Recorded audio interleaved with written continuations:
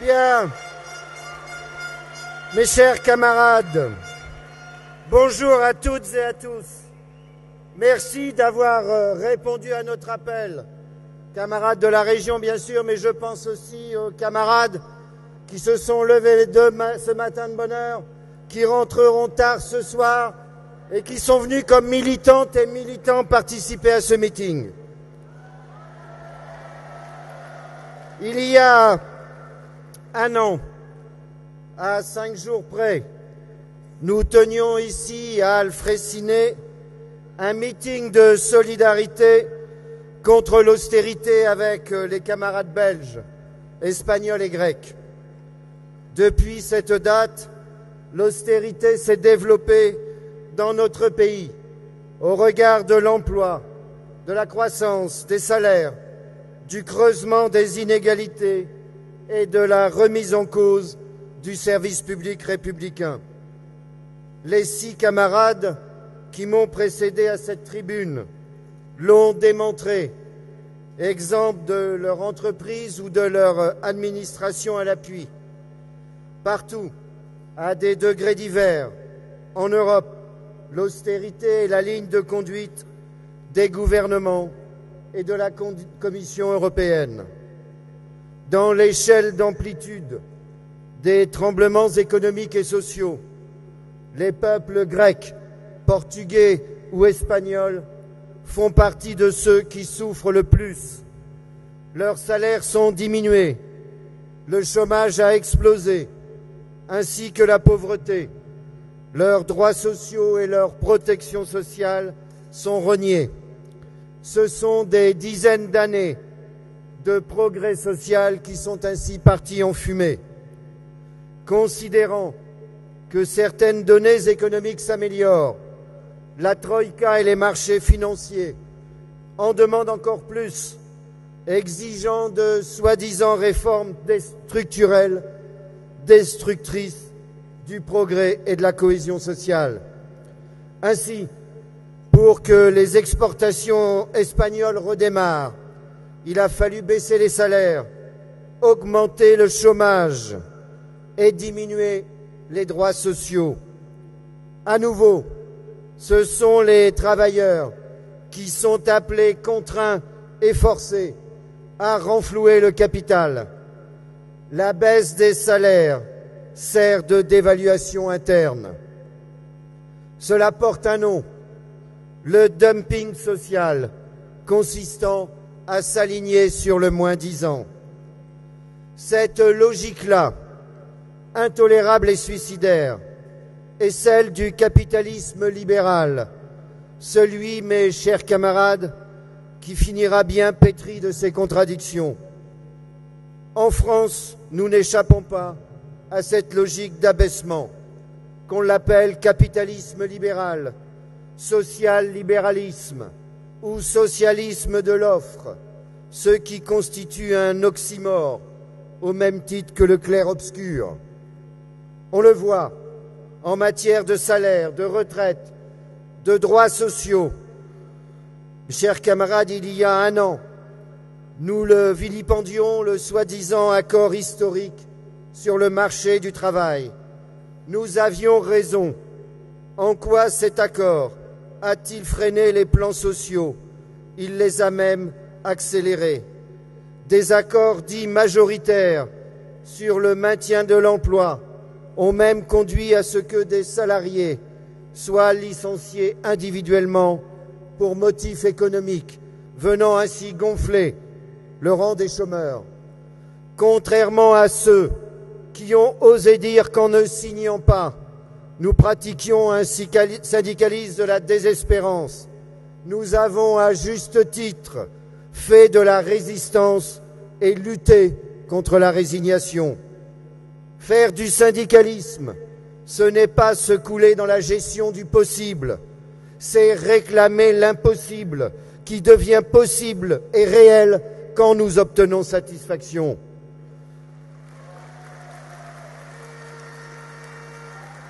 Cela ne se fait pas du premier coup, en France comme ailleurs. Mais nous savons que pour gagner, il faut aussi savoir résister et ne pas prendre pour argent comptant ce que délivrent les bien-pensants du capitalisme libéral. Quand le moule n'est pas bon, mieux vaut ne pas se couler dans le moule. En France aussi, nous n'échappons pas à la logique du dumping social. En témoigne par exemple le comportement dans la téléphonie de Free qui casse les prix en investissant moins et en ayant pour les salariés des conditions sociales inférieures, ce qui à terme pénalisera l'emploi et les consommateurs. D'une certaine manière, cette entreprise joue les coucous. Mes chers camarades, l'an dernier, j'ai expliqué que l'austérité était triplement suicidaire, socialement, économiquement et démocratiquement. Je le confirme en ce 29 janvier. Au plan économique, nous avons une croissance faible ou quasi nulle. On en voit les conséquences sur l'emploi, l'investissement ou le commerce extérieur. Au plan social, on est légitimement en droit de crier « le changement, c'est pour quand ?» Au plan démocratique, en France comme ailleurs, des mouvements politiques de rejet de l'autre prennent racine. Ces mouvements, quand on regarde l'histoire, tendent à se développer dans les périodes de crise, périodes qui leur servent de terreau.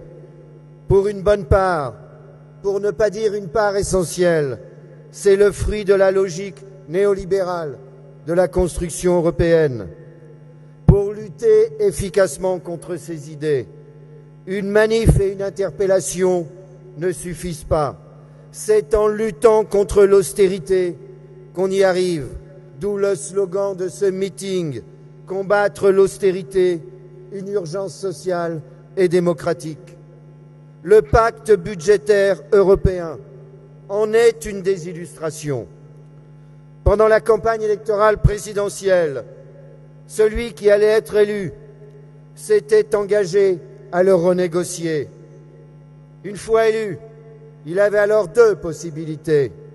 La première, mener un bras de fer au niveau européen pour y parvenir. Ce ne fut pas le cas. La seconde, expliquer qu'après avoir contacté ses homologues européens, il en arrivait malheureusement à la conclusion qu'une renégociation n'était pas possible et qu'il fallait alors se résoudre à serrer les boulons en faisant de la rigueur. Ce ne fut pas le choix annoncé, mais c'est ce qui se pratique. Nous n'aurions pas été d'accord, mais cela aurait eu le mérite de la franchise. Une troisième possibilité fut alors présentée. On le signe, mais grâce au pacte de croissance que nous avons obtenu, l'arlésienne des fameux 120 milliards d'euros, tout va bien. Tout découle de cela, mes camarades. Et aujourd'hui, 20 mois après la mise en place du gouvernement, après des promesses qui n'engagent que ceux qui y croient, on a assisté, notamment lors de la séance de vœux du 31 décembre, à ce que j'appelle un coming out libéral, et la conférence de presse du 14 janvier l'a confirmé.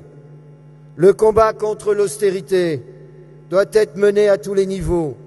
Au niveau européen, bien sûr, car l'Europe plombée dans l'austérité s'enlise dans une crise sans issue, et seul un changement d'orientation au niveau européen pourra permettre la sortie de ce cercle vicieux.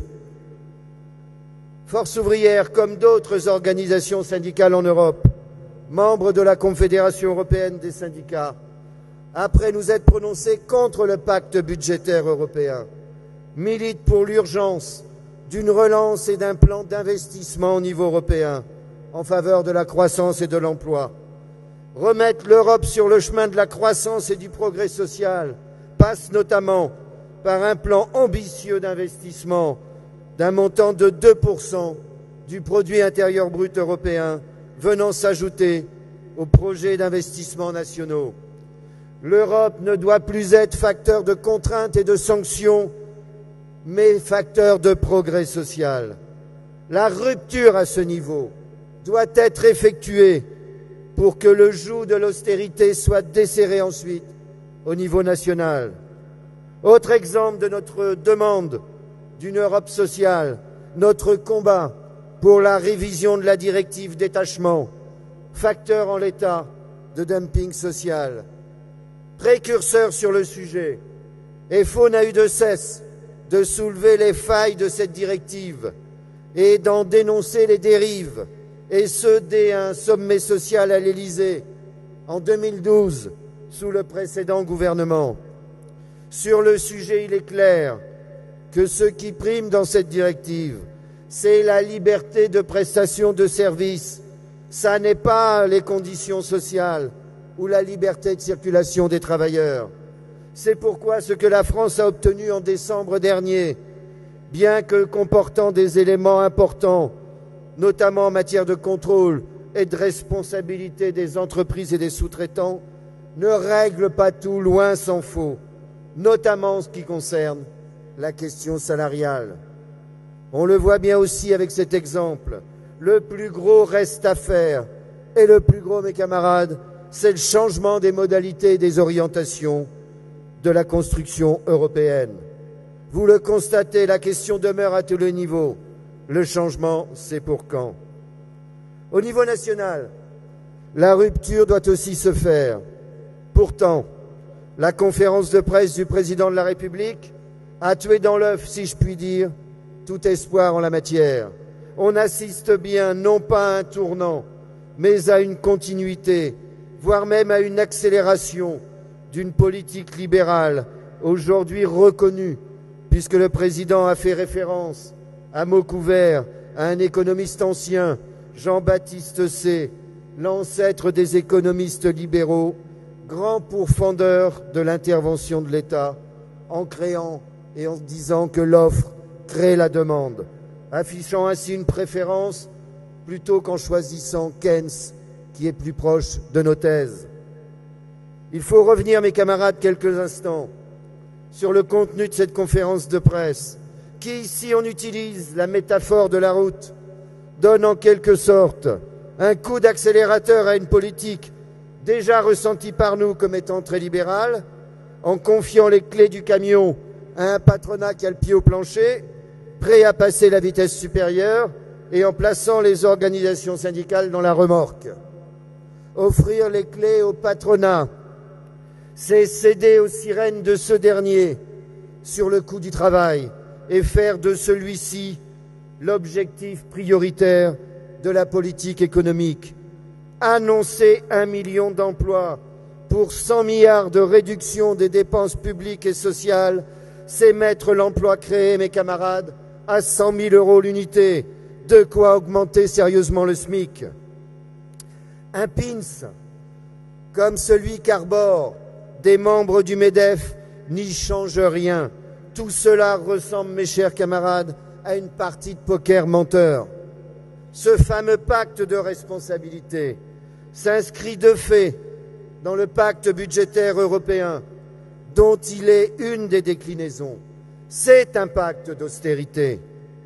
Je rappelle qu'il se décline de la façon suivante. Suppression des cotisations familiales pour les entreprises, ce qui représente 30 milliards d'euros. Jamais on n'aura connu une telle baisse généralisée du coût du travail. On comprend les sourires et la satisfaction des organisations patronales. Après les 20 milliards l'an prochain du crédit d'impôt compétitivité emploi, on rajoute en quelque sorte 10 milliards d'allègements.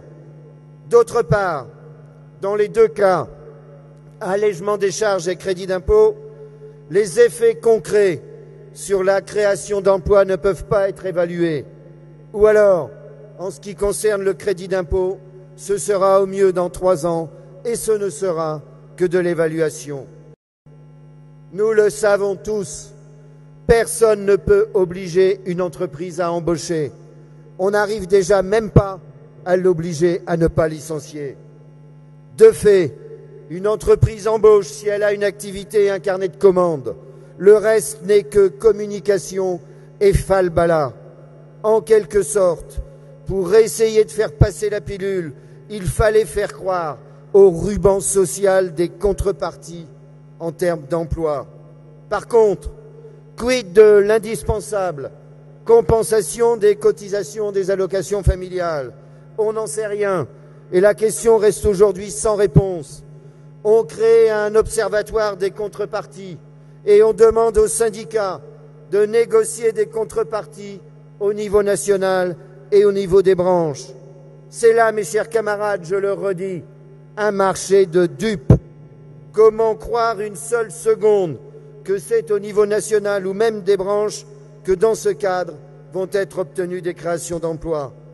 Quel pouvoir ont les organisations patronales sur l'embauche? L'embauche ne se décrète pas. Ce n'est pas l'allègement de charges qui permet en tant que tel d'embaucher, mais bien, je l'ai dit, un carnet de commandes bien rempli. Ce qui montre au passage qu'il ne s'agit pas simplement d'un problème d'offre, mais également d'un problème de demande. Si l'objectif en matière fiscale, c'est de réduire les impôts, que devient alors la réforme fiscale lancée par le Premier ministre en novembre dernier, dont nous avions salué l'initiative, répondant à notre revendication constante de grandes réformes fiscales guidées par la justice et l'équité, ce qui conduit par définition à remettre à plat un système fiscal devenu illisible.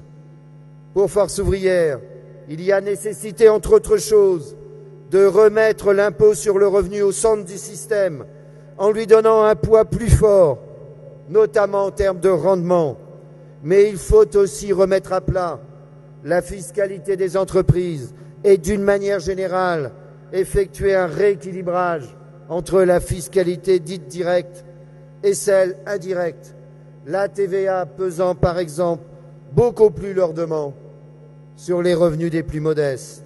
Bref, on a aujourd'hui l'impression que la réforme fiscale est quelque peu recadrée par le pacte de responsabilité et la logique économique qui le sous-tend. Quoi qu'il en soit, FO est là et sera là pour rappeler ses positions et les engagements de chacun. Que dire également, mes camarades, de l'absence totale dans le discours du président lors de ses vœux le 31 décembre et de sa conférence de presse de la question du pouvoir d'achat. La défense et l'augmentation du pouvoir d'achat sont notre priorité syndicale, la priorité des priorités. Je dirais même plus, cela constitue une urgence sociale et économique. Comment qualifier l'attitude du gouvernement qui a la main sur deux leviers essentiels et qui ne daigne pas les actionner? Sur le SMIC, c'est circuler, il n'y a rien à voir.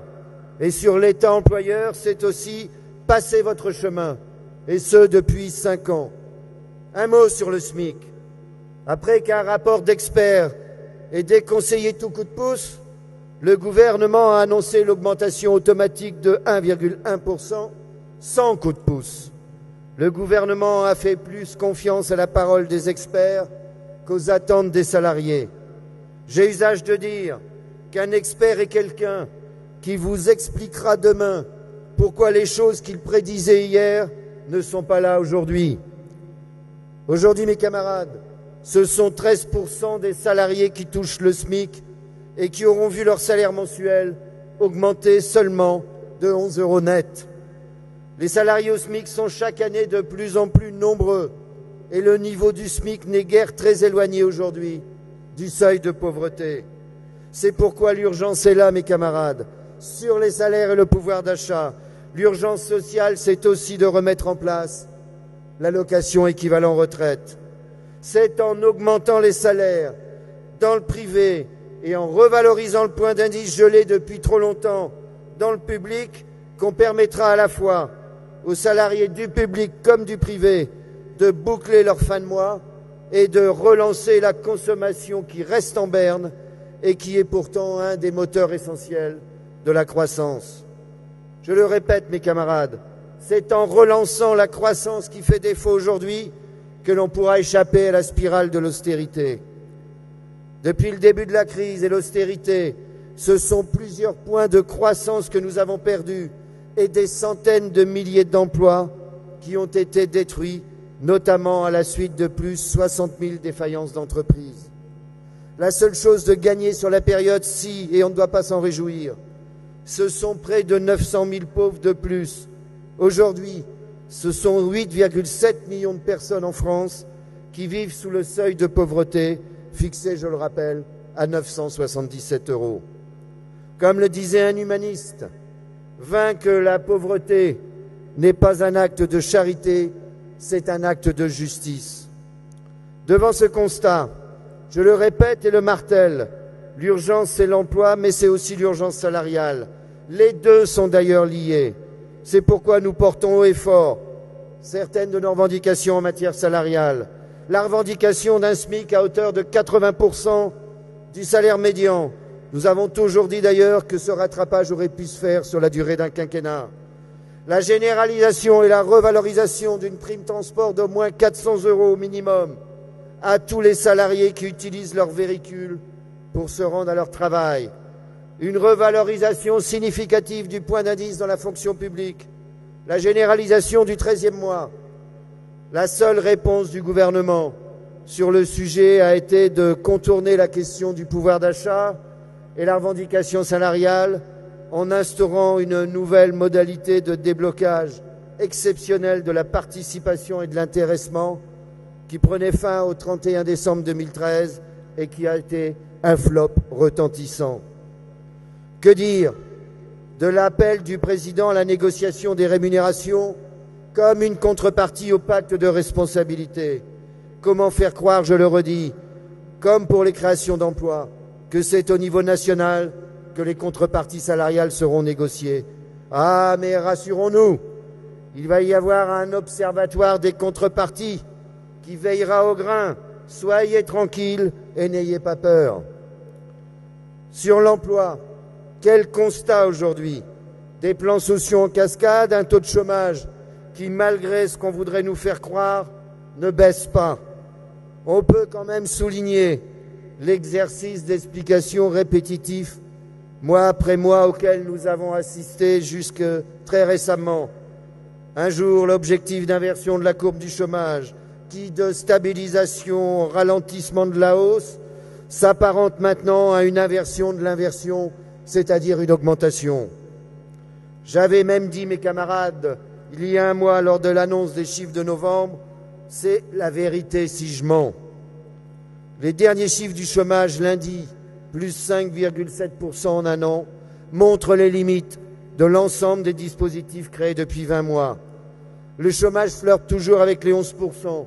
Le chômage des jeunes reste bien élevé, même si artificiellement, avec les emplois aidés et les emplois d'avenir, il a baissé ces derniers mois. Les jeunes sont en outre touchés de plein fouet par l'ultra-flexibilité des contrats et des contrats précaires de plus en plus courts. Le contrat de génération ne fonctionne pas. Les seniors sont laissés au bord de la route. En un an, plus de 12,13% d'augmentation pour le taux de chômage des plus de 50 ans. Et le chômage de longue durée est toujours de plus en plus lourd. J'ajoute, mes camarades, que la formation des demandeurs d'emploi est un point central névralgique, mais qu'il est de la responsabilité essentielle de l'État et des régions. C'est d'ailleurs pourquoi nous continuons de tirer la sonnette d'alarme pour la survie de l'AFPA et soulignons qu'il est indispensable pour celle-ci de consacrer le principe d'une commande publique nationale permettant de répondre efficacement au public des demandeurs d'emploi. On voit le gouffre entre les discours et la réalité sur le terrain. Alors comment expliquer l'écart entre les bonnes intentions et la réalité?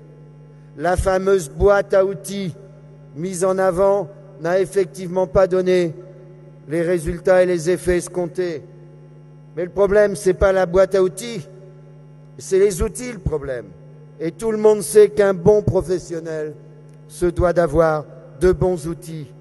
Dans cette boîte, on y trouve l'ANI du 11 janvier 2013 sur lequel les camarades se sont exprimés tout à l'heure, la loi sur la sécurisation de l'emploi et le crédit d'impôt. Quels effets de l'ANI et de cette loi? Plus de flexibilité, quasiment pas de sécurité. Des plans sociaux et des faillances records. Des accords de maintien de l'emploi qui conduisent parfois à des licenciements à hauteur de 15% des effectifs de l'entreprise. Des dispositions sur le temps de travail qui, sur le papier, paraissent protectrices avec une durée minimale de 24 heures, mais qui se révèle un leurre devant le nombre d'exceptions et l'annonce du recul de 6 mois de l'application. Des délais raccourcis de consultation qui ont pour effet de faciliter les licenciements économiques collectifs et d'éviter la négociation au profit de l'homologation. Doit-on retirer de la satisfaction quand on dit après coup « on vous l'avait bien dit, on vous avait prévenu, c'est pas faute de l'avoir répété ». Constants, nous le sommes là aussi.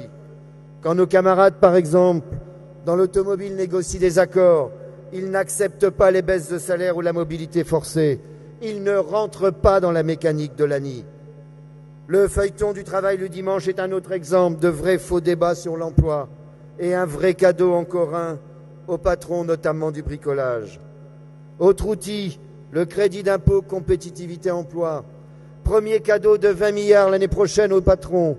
Rappelons-nous ce dispositif accordé sans condition et sans contrôle, permettant 4 puis 6% de la baisse du coût du travail, ce que nous continuons de dénoncer et qui devait, selon le gouvernement, permettre la création de 300 000 emplois. Même les économistes ne sont pas d'accord. Certains disent 150 000. Et je vous le confirme, personne n'en sait rien et on aura juste une évaluation dans quelques années. Bel outil efficace, on le voit, sans doute efficace pour reconstituer les marges des entreprises. On comprend mieux d'ailleurs pourquoi, devant une telle efficacité, le CICE serait maintenant consigné dans le pacte de responsabilité. FO avait dénoncé dès l'origine ce cadeau de 20 milliards sans contrepartie ni contrôle. On avait suggéré même de le cibler pour le conditionner et revendiquer qu'une partie des crédits soit mutualisée pour l'affecter à des mesures ciblées ayant des effets sur l'emploi. Vous le voyez bien, tout cela a un peu le goût du déjà-vu ou de l'éternel recommencement. Rappelons-nous, il y a 30 ans, Gattaz, prénom Yvon, CNPF, ancêtre du MEDEF, promettait déjà au gouvernement de l'époque 471 000 embauches contre des allègements du coût du travail et plus de flexibilité. Selon lui, des emplois étaient disponibles, mais un mur de contraintes fiscales, administratives, sociales pesait alors sur les entreprises. Il a obtenu gain de cause en 1987 avec la suppression de l'autorisation administrative de licenciement. Mais les emplois, mes camarades, ils sont toujours attendus et aucune statistique officielle n'a pu montrer la tenue de la promesse. Aujourd'hui, Gattaz, prénom Pierre, président du MEDEF, tel père, tel fils, dit la sagesse populaire, a fait encore plus fort. 1 million d'emplois contre 100 milliards d'euros d'allègement et un pacte de confiance. Et il obtient en réponse du gouvernement le pacte de responsabilité. La vraie question, mes camarades, c'est la suivante. Comment le patronat a convaincu le gouvernement, voire même directement l'Élysée et ses conseillers, ou plutôt le conseiller économique, de baisser, comme ils disent, les charges. Un pouvoir de conviction qui va jusqu'à faire épouser le vocabulaire patronal de baisse des charges dans la bouche du président de la République lors de son discours préliminaire de sa désormais fameuse 3e conférence de presse. Le président a-t-il subi une sorte de média training patronal ou a-t-il été tellement sensible à la fable patronale qu'il la récite à son tour? Mes chers camarades, malgré tous ces outils, les annonces de plans sociaux pleuvent, la liste s'allonge, certains font ou ont fait les gros titres de l'actualité, Fagor-Brand, Doug, Gad, Maury Ducrot actuellement, La Redoute, Virgile Megastore, d'autres moins. Vous avez entendu mes camarades qui nous ont précédés à la tribune. Leurs propos illustrent clairement la situation actuelle de l'emploi dans le privé et les services publics. L'urgence, mes camarades, après les salaires et l'emploi, elle se situe aussi au niveau du défense et du maintien de notre système de protection sociale collective, élément fondamental de notre République sociale.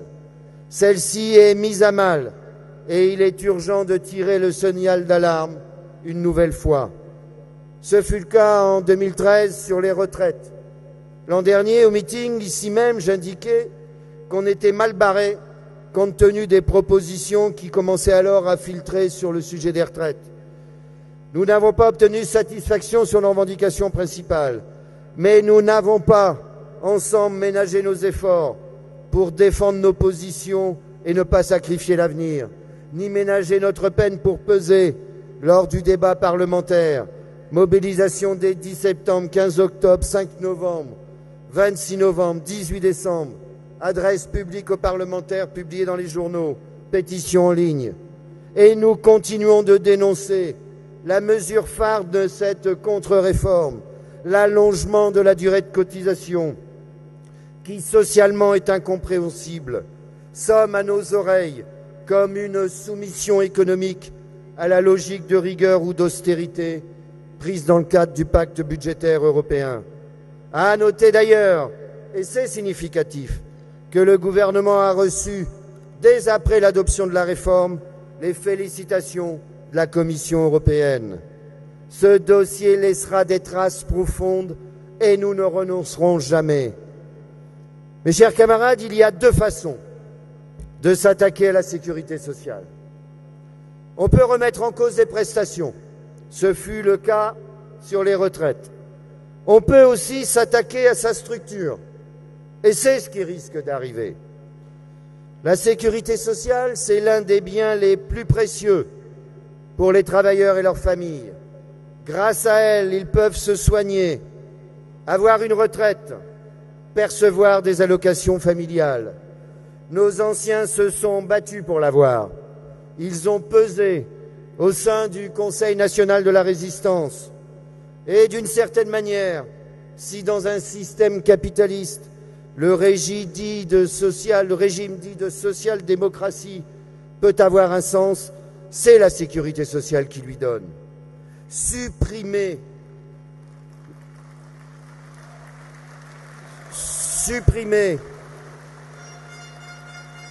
la cotisation patronale d'allocation familiale, qui plus est sans savoir par quoi elle va être compensée, peut être lourde de conséquences. Autant on peut discuter sur la clarification des responsabilités et financements entre solidarité ouvrière et solidarité nationale, c'est-à-dire entre cotisations et impôts. Se soumettre, mes camarades, à la logique de l'abaissement du coût du travail, oubliant au passage le coût de l'énergie, le coût du capital et le coût de la monnaie, ça n'est pas acceptable. Une ancienne responsable confédérale, Paulette Hoffmann, me rappelait très récemment qu'au début des années 80, le dossier avait déjà été évoqué et qu'à l'époque, la délégation FO avait expliqué au Premier ministre que la cotisation patronale étant du salaire différé, toute diminution éventuelle devait automatiquement se traduire par une augmentation des salaires. Vous voyez, mes chers camarades, qu'on en est très loin.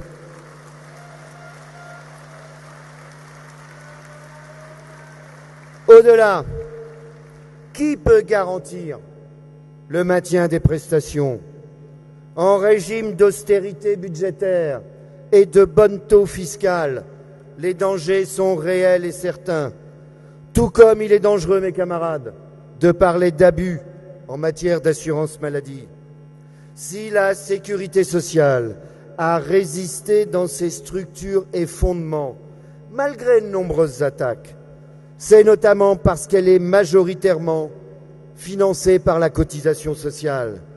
Tout simplement, mes camarades, parce qu'une cotisation est plus difficile à remettre en cause qu'un impôt, et que la cotisation est ce qui confère un droit aux travailleurs. Et mes camarades, quand on a un droit, on ne demande rien à personne, on le fait respecter.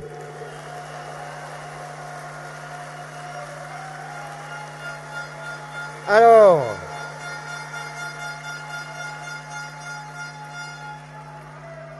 j'y reviendrai bien entendu, mais défendre la sécurité sociale, comme l'emploi ou les salaires, c'est une impérieuse nécessité. C'est aussi défendre la liberté, défendre l'égalité, défendre le pacte républicain. Défendre le pacte républicain, c'est aussi, mes camarades, défendre le service public républicain. Percuter et ruiner par la révision générale des politiques publiques hier et son alter ego d'aujourd'hui, la MAP que l'on pourrait définir par mesure d'austérité en plus. Ce n'est pas qu'une question d'effectifs et de statut, même si cela va de pair. C'est de l'avenir du service public pour les usagers et les citoyens dont il s'agit. En annonçant 50 milliards de dépenses en moins sur 3 ans, en mettant en place un observatoire de la dépense, ce n'est pas le régime Ducan qu'on met en place. Avec celui-là, il paraît en effet qu'on grossit après. C'est l'anorexie budgétaire et comptable qui finit par vous tuer. Déjà aujourd'hui, ce sont des missions de service public qui ont disparu. À l'hôpital public, avec la petite sœur de la RGPP, la tarification à l'activité, c'est l'égalité d'accès et la qualité des soins qui en prend un coup. Je ne peux pas ici, faute de temps, détailler toutes les mesures, mais sachez mes camarades que l'ensemble des services publics est aujourd'hui impacté par plus de 1000 mesures qui désormais visent aussi les organismes sociaux et de santé. Comme la RGPP, celles-ci sont prises en dehors de toute concertation ou débat préalable, et ce même avec les ministères, et sans débat parlementaire, alors que de nombreuses mesures auront des conséquences négatives et législatives. Malgré les promesses, nous n'avons toujours pas obtenu un débat, toujours reculé et pourtant essentiel, sur le rôle et les missions générales des services publics, débat indispensable avant toute réforme. On devrait, paraît-il, l'avoir sous l'égide du commissariat général qui s'est mis en place dans les semaines à venir. Fort de nos revendications constantes, nous devons aussi nous préparer à faire des élections dans la fonction publique de décembre 2014 une double réussite. Une réussite, bien entendu, pour notre organisation, qui sera aussi une réussite pour la République. Oui, il y a urgence à défendre notre République une et indivisible et ses valeurs. L'annonce, lors de la conférence de presse du président, d'une possibilité de fusion ou rapprochement des régions, pire, de donner un pouvoir réglementaire d'adaptation aux régions, met en danger notre République. Rappelons-nous qu'en disant non au référendum du 7 avril 2013, qui posait la question de la fusion des 2 départements et de la région, les Alsaciens ont dit oui à la République. On se demande bien si 1 an après, le gouvernement a bien entendu le message sorti des urnes. Pour Force ouvrière, il est primordial que la République des territoires ne se substitue pas au territoire républicain. J'ajoute que la porte ouverte à la possibilité de pouvoir réglementaire d'adaptation est une réelle menace à l'égalité républicaine. Cette logique va entraîner un accroissement des inégalités et une différenciation du droit d'une région à une autre, d'une métropole à une autre. Elle remet en cause l'indivisibilité, la cohérence, la lisibilité, l'unicité et du coup l'égalité républicaine, c'est-à-dire l'égalité de droit. Quand on fragilise le niveau national et qu'on décentralise, quand on mélange les responsabilités, on obtient l'inégalité et la confusion, comme c'est par exemple le cas avec les rythmes scolaires que nos camarades combattent. Chers camarades, tout cela m'amène à dire que le pacte de responsabilité annoncé est en contradiction avec le pacte républicain, mais en phase avec le pacte budgétaire européen. Ce n'est d'ailleurs pas anodin. La Commission européenne est saluée et se félicite du choix du président de suivre le cap fixé par elle et du choix de porter le fer sur les économies et les dépenses. Quant à nous, nous tenons à se louer le soutien et les critiques de nos camarades allemands du DGB qui ont fermement critiqué ces initiatives. Vous le savez, nos camarades allemands se sont battus contre les réformes dites Hartz en Allemagne, qui ont notamment réduit fortement les droits des chômeurs. D'après la presse allemande, M. Hartz viendrait conseiller l'Élysée. Apparemment, c'est démenti. Si c'était vrai, mes camarades, ce serait loin d'être rassurant. Le président ferait mieux d'écouter Obama qui a annoncé une augmentation du SMIC.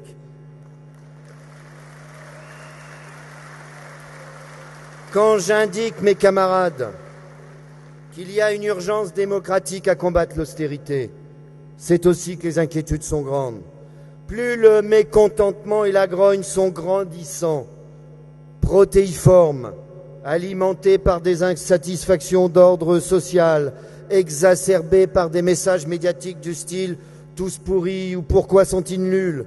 et dernièrement un taux de défiance inégalé envers les politiques, plus on peut craindre l'émergence de préoccupations corporatistes, autonomistes, politiciennes, avec des risques de dérive, de réactions dangereuses de rejet de l'autre. Ça signifie plusieurs choses. D'abord que nous sommes dans un pays où on attend toujours beaucoup des politiques, ce qui en soi est positif, mais aussi que les idées racistes, xénophobes, antisémites, que nous avons toujours rejetées avec force, conviction, analyse et humanisme, nous le savons, germent surtout sur le terrain de la misère et des crises économiques. L'histoire le montre. Mais nous ne le dirons jamais assez. Pour et faut combattre le rejet de l'autre, quel qu'il soit, c'est combattre d'abord l'austérité et sa logique triplement suicidaire, économiquement, socialement, démocratiquement.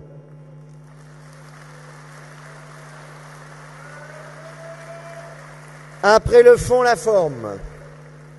Mes camarades, y compris sur la méthode, il y a à dire et à redire. Le président parle de compromis historique. Moi, maintenant, dès qu'il emploie ce mot-là, je me méfie. C'est ce qu'il avait dit sur la sécurisation de l'emploi. De pacte de responsabilité englobant tout le monde, gouvernement, patronat, syndicats, parlementaires, faisant revêtir à ce pacte des allures d'unité nationale et de confusion des responsabilités avec le danger d'instrumentalisation et de politisation.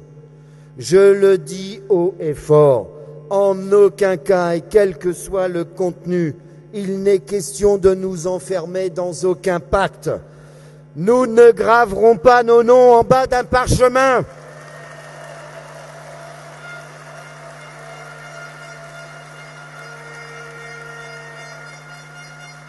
Je dois d'ailleurs dire que sur notre demande et notre interrogation lundi matin, le Premier ministre nous a confirmé qu'il n'était pas question d'accord tripartite. Nous ne confondons pas, mes camarades, négociation et concertation, liberté de comportement et unité nationale anesthésiante. Nous restons et resterons libres et indépendants, fidèles à nos convictions, fidèles aux valeurs républicaines et ardeurs défenseurs des droits des salariés aujourd'hui menacés.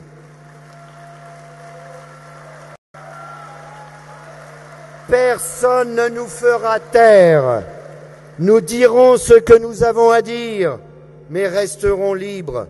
Nous ne rentrerons pas en quelque sorte dans l'axe Hollande-Gattaz. Nous ne confondons pas compromis et compromission, et nous ne céderons pas aux soi-disant sirènes de la responsabilité. C'est en gardant notre indépendance, notre liberté de comportement et notre détermination que nous sommes responsables. Comment se dire attaché au dialogue social et à la démocratie sociale, en faire quasiment un sacerdoce, et d'autre part, ne pas jouer la concertation. Le patronat a été prévenu, les syndicats non, des annonces sur les 30 milliards. Presser les interlocuteurs sociaux à négocier, en serrant les calendriers et en passant en procédure accélérée dans le débat parlementaire. Pire, gouverner par ordonnances et décrets, drôle de conception de la démocratie sociale. Dans l'opposition en 2005, François Hollande dénonçait ce mode de gouvernance des ordonnances en déclarant que recourir à la procédure des ordonnances, je le cite, c'est recourir au dessaisissement du Parlement, renoncer à la confrontation démocratique et au débat serein. Le Parlement n'est pas le seul floué, l'ensemble des partenaires sociaux l'est aussi, car je cite toujours, il n'y aura ni dialogue ni concertation. Mes camarades, passer d'ennemis de la finance à président des entreprises et faire les yeux doux au marché financier, ça ressemble un peu au syndrome de Stockholm. Je reviens sur le choix des mots. Ça n'est pas anodin. Camarades, même si on peut balayer tout ça d'un revers de la main en disant c'est de la com, c'est quand même significatif. On passe de choc à pacte. On a eu le droit au choc de compétitivité, au choc de confiance, au choc de simplification, au choc de moralisation. Puis, comme si le terme devenait trop anxiogène, on recycle le pacte de compétitivité en un pacte de responsabilité qui, si on creuse un peu d'ailleurs, c'est presque le même. Manque plus, mes chers camarades, que l'électrochoc. Mais revenons sur la question de la démocratie sociale. Celle-ci a été évoquée lors de la conférence dite sociale de 2012 après l'élection présidentielle. À l'époque, nous nous étions étonnés que dans une démocratie comme la nôtre, on était obligé de mettre dans la Constitution l'obligation pour les pouvoirs publics de consulter les interlocuteurs sociaux, voire de leur proposer la négociation. Nous avons toujours été constants sur cette question et fidèles, là encore, à nos principes de liberté de comportement et d'indépendance. Pour nous, il n'appartient en aucun cas aux interlocuteurs sociaux de faire les lois à la place des élus de la nation. Ce débat a pourtant eu lieu, rappelez-vous, après le fameux ANI de janvier 2013. Je le répète, c'est une question de liberté, d'indépendance, de responsabilité, de démocratie et de relation, mes camarades, entre intérêt particulier et intérêt général. La négociation collective est une expression de la liberté et de l'indépendance. Cela explique pourquoi nous pouvons signer comme ne pas signer, car je le dis souvent, nous ne sommes ni des bénis oui-oui, ni des bénis non-non. Et regardez bien, quand nous signons, cela donne une valeur particulière à l'accord. Un peu comme si certains se disaient « Ah, si FO signe, c'est bon signe ». Ce fut le cas en mars 2013 sur les retraites complémentaires ou plus récemment sur la formation professionnelle. En matière de négociation, nous savons prendre nos responsabilités, même quand la situation est difficile et sous tension. Mes camarades, lorsqu'on signe un accord, on le défend. Quand on ne signe pas, on le combat. Et nous sommes particulièrement vigilants actuellement sur l'assurance chômage, car il est impensable de réduire les droits des chômeurs, tout comme il est impensable de les stigmatiser. Si la croissance était là, si les salaires augmentaient et si les employeurs avaient moins recours à la précarité, le déficit se transformerait vite en excédent. Ce ne sont pas les chômeurs qui sont responsables du chômage, ils en sont les victimes.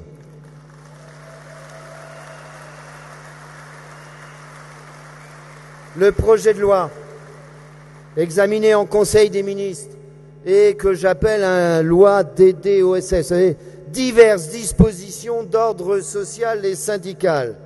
Il y a un vrai melting pot de thèmes qui auraient dû faire l'objet d'un traitement spécifique au regard de leur importance.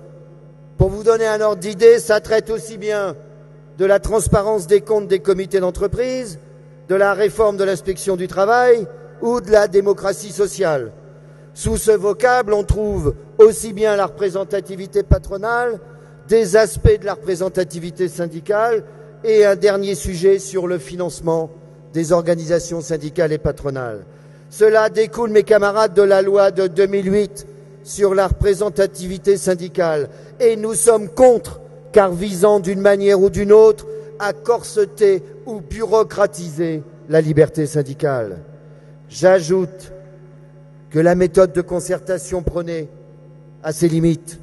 La concertation sous contrainte d'ordonnance ou l'exemple, par exemple, de la réforme du mode de désignation des conseillers prud'hommes. Avancé comme un sujet, là encore, de démocratie sociale, on nous a annoncé une réforme du mode de désignation au prétexte notamment d'éviter un scrutin coûteux. Au final, on nous propose de valider un texte sans en connaître les modalités de mise en œuvre concrète, puisque celles-ci sont renvoyées à des textes ultérieurs et travail d'un groupe de travail qui n'a pas encore commencé. Je le confirme, pour Force ouvrière, sauf à nous présenter un nouveau système de désignation nous apportant toutes les garanties, nous gardons notre position sur le maintien des élections prud'homales. Nous ne lâcherons pas la proie pour l'ombre.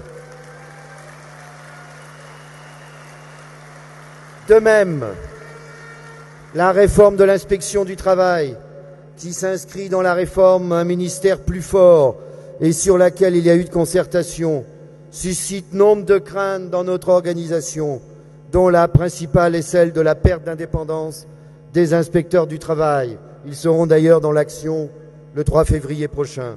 Et je ne vous parle pas, mes camarades, de la représentativité patronale. Les syndicats patronaux, eux, vont échapper au scrutin. Ce seront les commissaires aux comptes qui seront finalement en charge du calcul de la représentativité des organisations patronales. Vous pouvez siffler. Mes camarades, notre liberté de comportement, notre indépendance, la continuité de nos analyses et positions, nos engagements pour la République, pour la politique industrielle, pour la négociation, pour le service public forment un tout. Et ce tout, ainsi que notre travail, votre travail militant sur le terrain, font que nous nous développons et que nous obtenons de bons résultats électoraux. Des syndicats, notamment autonomes mais pas seulement, nous rejoignent. Dans la même logique, conformément à cette conception, pendant les campagnes électorales politiques qui s'annoncent, FO ne donnera bien entendu aucune consigne de vote. Et s'il advenait que des camarades fassent campagne ou se présentent, je rappelle qu'il est indispensable qu'ils remettent leur mandat, qu'ils n'utilisent pas le sigle FO et qu'ils ne fassent pas référence à FO à des fins électorales. C'est une question de liberté, c'est une question d'indépendance, c'est une question de principe. Force ouvrière, un syndicat rien qu'un syndicat. Oui, un syndicat militant et pas un syndicat institutionnel. Oui, un contrepoids et pas un contre-pouvoir. Oui, l'intérêt des salariés et pas l'intérêt général. Un syndicat libre et indépendant, pas prêt à se faire anesthésier à coup d'unicité nationale ou syndicale, pas prêt à se faire instrumentaliser, mais toujours prêt à l'action commune sur des bases claires.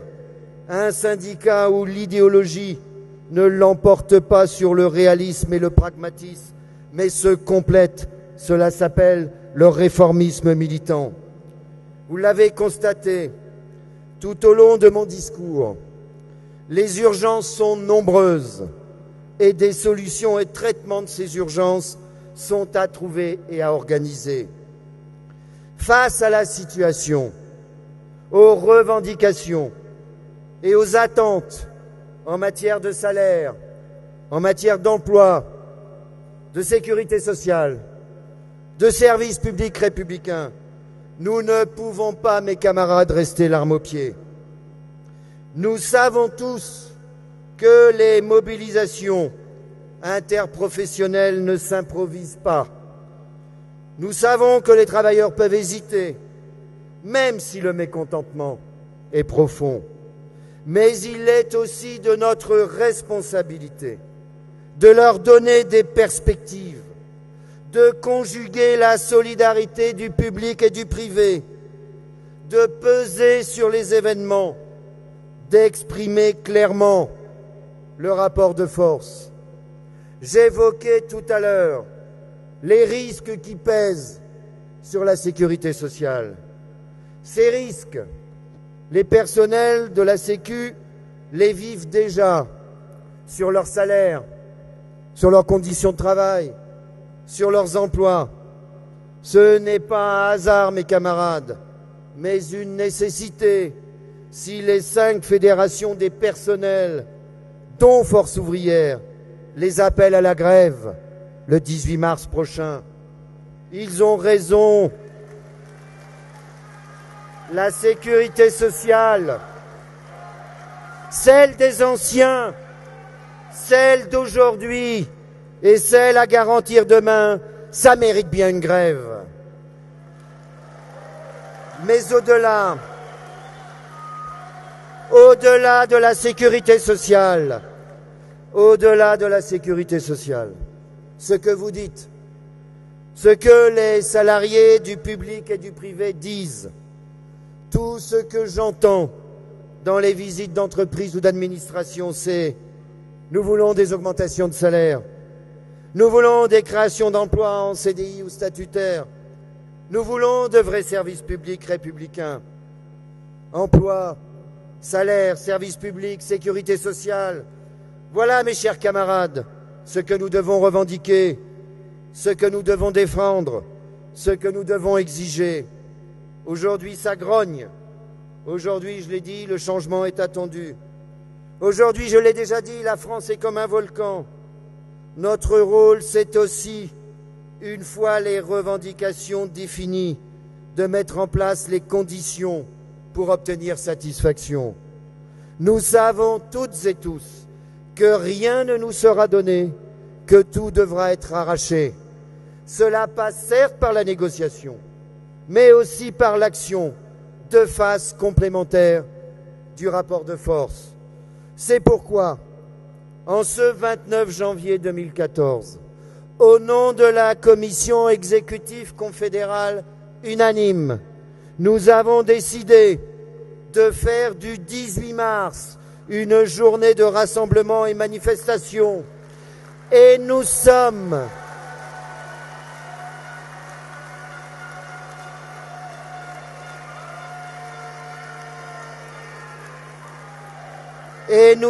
prêts à le faire avec d'autres organisations syndicales partageant les mêmes préoccupations.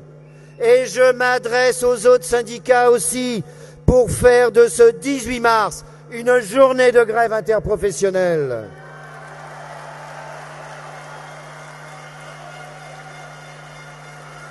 À Force ouvrière, nous y sommes prêts.